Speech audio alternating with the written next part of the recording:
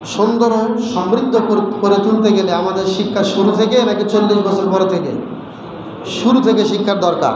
এই জন্য আল্লাহ রাসূল সাল্লাল্লাহু আলাইহি ওয়াসাল্লাম বলেছেন, ইজা বালাগা আওলাদুকুম সাবআ সিনিন ফাফাররাকু বাইনা ফুরুশিহিম ওয়া ইজা বালাগু 10 সিনিন ফাদরিবুহুম আলাস সালাত ওয়া ফি রাওয়ায়াতিন মুরসিবিয়া বিস সালাতি ইজা বালাগা সাবআ সিনিন ওয়া ইজা বালাগা 10 সিনিন ফাদরিবুহু আলাইহা।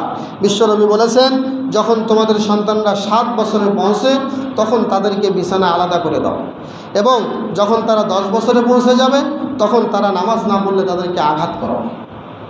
তাহলে শিশু বয়সে ইসলাম শিক্ষার কথা এসেছে নাকি আসে নাকি? এসেছে।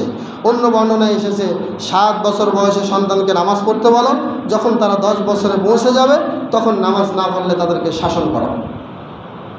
এখন কথা হলো, এই সুস্পষ্ট নির্দেশনায় আমরা তাদের বয়স দেখতে পাই 7 বছর। মোট কথা যারা প্রাথমিক বিদ্যালয়ে পড়ে তাদের বয়স 7 থেকে 10-এর মধ্যেই শুরু হয়। কি বলেন, ঠিক কিনা? আমরা এটাই দেখতে পাই। আর বিজ্ঞানের দৃষ্টিকোণ থেকেও শিশুর মানসিকতা তৈরি হয় 4 থেকে 7 বছর বয়সে। 4 থেকে 7 বছর বয়সেই একটা শিশু ভালো মন্দ, সত্য মিথ্যা, হক বাতিল এটা বুঝতে শুরু করে। তাহলে নৈতিকতা শিক্ষার বয়স হচ্ছে প্রাথমিক বিদ্যালয়ে শিশু যখন পড়াশোনা করবে। অথচ আমরা ভালো ও সৎ মানুষ চাই, কিন্তু শিশুকে এই শ্রেষ্ঠ সময়ে কোনো ভালো ইসলামী শিক্ষার ব্যবস্থা করি নাই। তাহলে 91% মুসলিমের দেশের শিশুরা গড়ে উঠছে ইসলামের শিক্ষা ছাড়াই। কথা বলেন, ঠিক না ঠিক?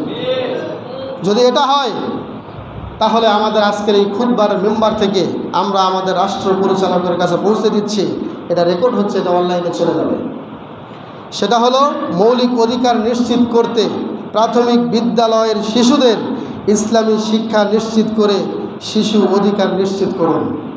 1 নম্বর দাবি বাংলাদেশ জমিয়তে আহলে হাদিস, জমিয়ত সুলতানে আহলে হাদিসের পক্ষ থেকে। 2 নম্বর দাবি হলো, শিক্ষার উদ্দেশ্য এবং নৈতিকতার বিষয় গুরুত্ব দিয়ে দেশের সকল বিদ্যালয়ে ইসলাম শিক্ষায় অভিজ্ঞ ও যোগ্য শিক্ষক নিয়োগ প্রদান করুন।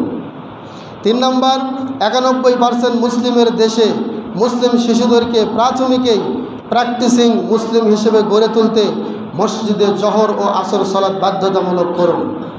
4 নম্বর, যেসব বিদ্যালয়ের নিকটবর্তী মসজিদ নাই তাতে নামাজের জন্য আলাদা কক্ষের ব্যবস্থা করুন। মনে রাখবেন সম্মানিত মুসল্লিবৃন্দ, বাংলাদেশের দ্বিতীয় বৃহত্তম সংখ্যাগরিষ্ঠ মুসলিম দেশ, 90% মুসলিমের করের টাকায় এই বাংলাদেশের প্রাথমিক বিদ্যালয়গুলো পরিচালিত হয়। অতএব এই প্রাথমিক বিদ্যালয়গুলোতে ধর্মীয় শিক্ষার সুব্যবস্থা থাকবে না, এটা হতে পারে না, এটা আমরা মুসলিম উম্মাহ মেনে নিতে পারি না। পরিশেষে আমরা দোয়া করি, আল্লাহুম্মা আল্লিম আবনাআনাল কুরআন ওয়াস সুন্নাহ। সকলে বলুন আমিন। ওয়ারযুকহুমুল ইলমান নাফিআ ওয়াল আমালাস সালিহ। বলুন আমিন। আল্লাহুম্মা জাআল বিলাদানা আমিনাতাম মুতমাইন্না। সকলে বলে আমিন।